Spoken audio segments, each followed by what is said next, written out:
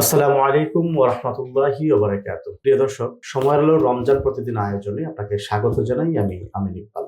দর্শক, রমজানের প্রতিদিনই আমরা বিভিন্ন বিষয় নিয়ে কথা বলার চেষ্টা করি। আজ আমরা যে বিষয়টি নিয়ে আপনাদের সামনে আলোচনা তুলে ধরতে চাই তা হচ্ছে রমজানে দান সদকা করার বিশেষ কি ফজিলত। আমরা দেখি রমজান এলেই মানুষের মাঝে দান করবার কিংবা সদকা করবার বিশেষ আগ্রহ বেড়ে যায়। আমরা আজকে এই বিষয় নিয়ে বিস্তারিত আলোচনা শুনবার চেষ্টা করবো ইনশাআল্লাহ। আমাদের সঙ্গে আলোচনা করবার জন্য যুক্ত আছেন বিশিষ্ট ইসলামী চিন্তাবিদ, গবেষক, আলেম, টঙ্গী আন-নূর জামে মসজিদের সম্মানিত খতিব মাওলানা আলী হাসান তৈয়ব।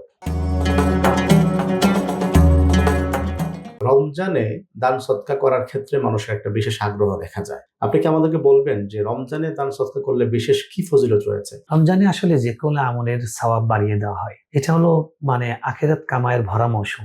যত আমল করা যায়, যত বেশি করা যায়, দানের দিকটা আলাদাভাবে রমজানে গুরুত্ব রাখে। কারণ রাসূলুল্লাহ সাল্লাল্লাহু আলাইহি ওয়াসাল্লামের রমজানটা কেমন ছিল, তার রমজানের যদি আমরা বলি যে তার রমজানের 3টা রং বা 4টা রং ছিল, বিশেষ দিক ছিল, বিশেষ ফোকাসের জায়গা ছিল। তার মধ্যে দান একটা প্রথমে আসে। আল্লাহ রাসূল সাল্লাল্লাহু আলাইহি ওয়াসাল্লামের বিখ্যাত সাহাবী আব্দুল্লাহ ইবনে আব্বাস রাদিয়াল্লাহু তাআলা আনহু তিনি বলছেন, কানা রাসূলুল্লাহ সাল্লাল্লাহু আলাইহি ওয়াসাল্লাম আজওয়াদান নাস। সহিহ বুখারী হাদিস।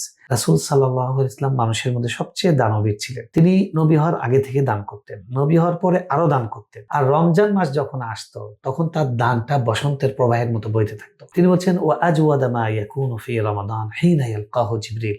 আর তার দানের সর্বোচ্চ প্রবাহ তৈরি হতো যখন রমজান আসতো এবং জিবরিল তার সঙ্গে দেখা করতেন। তো রমজানে রাসূল সাল্লাল্লাহু আলাইহি ওয়াসাল্লাম বেশি দান করতেন। কেন? কারণ দেখুন, রমজানের প্রত্যেকটা আমলের ফজিলতের মধ্যে আছে আল্লাহ তার অতীতের সবগুলা গুনাহ ক্ষমা করে দিবেন। এবং রমজান হলো ইতকুম মিনান নার, জাহান্নাম থেকে মুক্তির মাস।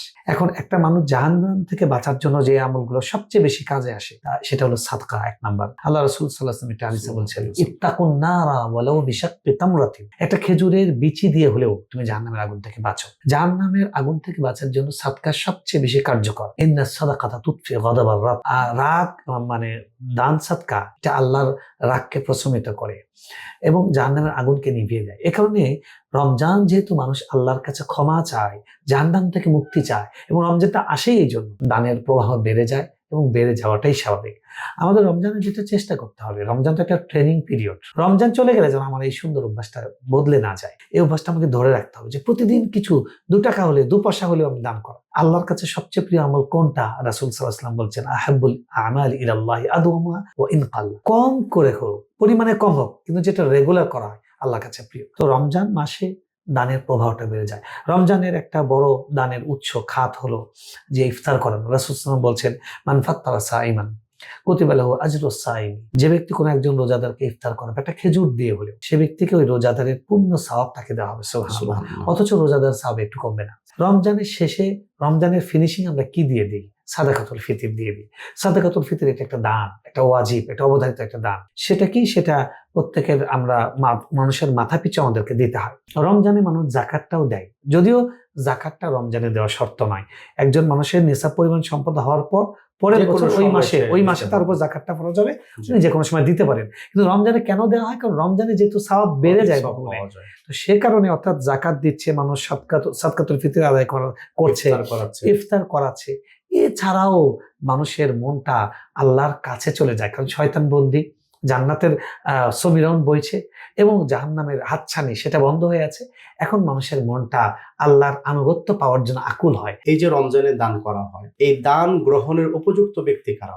দান তো অনেক রকমের আছে। ধরেন একটা ওয়াজিব দান, একটা ফরজ দান, যেমন জাকাত, ওইটা তো নির্দিষ্ট খাত আছে, 8টা খাত, যেটা সূরা তাওবা আল্লাহ বলেছেন। সাদকাতুল ফিতর তারাই। এর বাইরে সাধারণ যে দান, সাধারণ দানটা যে কাউকে হতে পারে। আল্লাহ বলেছেন, ওয়া ইউতঈমুনা আত-তাআমা আলা হুব্বিহি মিসকিনান ওয়া ইয়াতীমান ওয়া আসীরা। যে তারা মিসকিনকে, এতিমকে, বন্দীকে তারা খাওয়ায় আল্লাহকে খুশি করার জন্য। আল্লাহ রাসূল সাল্লাল্লাহু আলাইহি ওয়াসাল্লাম বলছেন যে 4টা কাজ করো, সোজা জান্নাতে চলে যাও। আফশুস সালাম, আতঈমুত তাআম, ওয়া সাল্লু ওয়ান নাসু নিয়াম। তোমরা মানুষকে বেশি বেশি সালাম দাও, খাবার খাওয়াও, রাতের বেলা তাহাজ্জুদ পড়ো, আত্মীয়দের সাথে সম্পর্ক জুড়ো, সোজা জান্নাতে চলে যাও। তো এখন এই দানটা আমরা কিভাবে করব? ধরুন, সাধারণ দান, অবধারিত দান সবগুলোই আমরা বাড়িয়ে দেওয়ার চেষ্টা করব। আর ইফতারটা কিন্তু আমরা গরিবকে খাওয়াতে পারি, জাকাতের টাকা দিয়ে, ফেতরার টাকা দিয়ে খাওয়াইতে পারি, কিন্তু আমাদের চেষ্টা করা উচিত সাধারণ দান হিসেবে এটা করা। এবং এটা আমার জীবনের যত রকমের গুনাহ আছে, এই গুনার কাফফারা হিসেবে, আমার বিপদের কাফফারা হিসেবে, ইভেন আল্লাহর কাছে আমার কোনো চাওয়া হিসেবে। কারণ রাসূল সাল্লাল্লাহু আলাইহি ওয়াসাল্লাম একটা কমন সুন্নাহ হলো যে কোনো কিছু আল্লাহর কাছে চাইতে হলে তিনি সাদকা করতেন। আল্লাহ রাসূল সাল্লাল্লাহু আলাইহি ওয়াসাল্লাম একটা হাদিস আছে যে তাদাওয়াউ বিসাদাকা, তোমরা চিকিৎসা করো সাদাকা দিয়ে। আপনার অসুখ ভালো হচ্ছে না অনেকদিন ধরে, আপনি সাদাকা করেন, দান করেন, এটার মাধ্যমে হয়। এভাবে দানটা বিচিত্র রকমের দান, আপনার অবধারিত নয়, আপনার নিজের কল্যাণের জন্য বিচিত্র উপায়ে দানের প্রবাহটা রমজানে তৈরি হয়। এটা আমাদের যত বেশি করা যায়, রমজান চলে যাবে কিন্তু এইটা থাকবে আমার আমল নামায়। প্রিয় দর্শক, আমরা এতক্ষণ গুরুত্বপূর্ণ কিছু কথা শুনছিলাম, বিশেষ করে রমজান মাসে দান এবং সদকার ক্ষেত্রে ইসলাম কিভাবে আমাদেরকে উৎসাহিত করে এবং দান সদকা করলে আমরা আমাদের আমল নামাকে কিভাবে ভারী করতে পারবো এ বিষয়ে চমৎকার বলছিলেন শায়েখ আলী হাসান তৈয়ব।